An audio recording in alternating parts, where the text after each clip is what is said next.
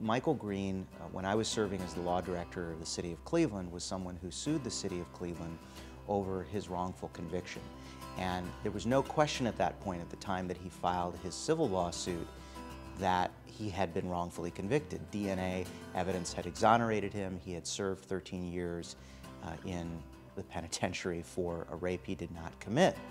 And that was terrible and that was tragic, but that didn't necessarily mean, again, looking at it from my perspective and doing my job to protect the city, that didn't necessarily mean that the city was responsible or was at fault or should be financially liable for that.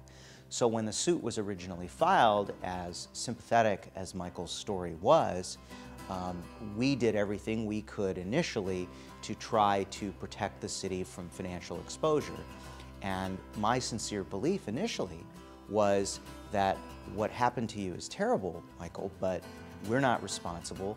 You were given a fair trial, you were given a fair shake, and the jury made a mistake, and some public officials made a mistake in their belief based on the evidence, but that doesn't mean that anybody did anything wrong or certainly did anything wrong deliberately. But in the course of discovery in that lawsuit, over the course of several months, it became apparent that the city had some real problems, that there had been a forensic examiner for the city who had not been, at a minimum, particularly competent and possibly had been involved in shading the evidence in a way that was not right, and that there had been an inappropriate use of a photo array that the Cleveland Clinic police had done that eventually resulted in a cross-racial misidentification of Michael Green by the rape victim, which really compounds the tragedy.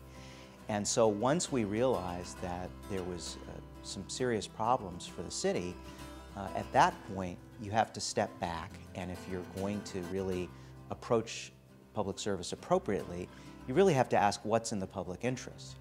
The city was hemorrhaging finances at that point.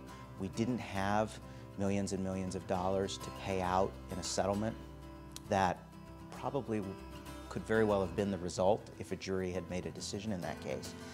So the question from my standpoint was, how do you take the money that might be paid out in a big jury verdict to Michael, perhaps deservedly, and figure out a way to invest that to prevent this kind of problem from happening in the future, but also to correct any other injustices that might have occurred.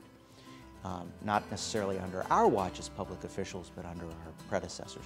And so that's what we did. We were able to look Michael in the eye and work out a deal with him in which we took a portion of proceeds that we might have just given to him in a settlement and reinvest those in an examination of about 100 other cases that involved the same forensic examiner to try to figure out whether there had been any similar errors.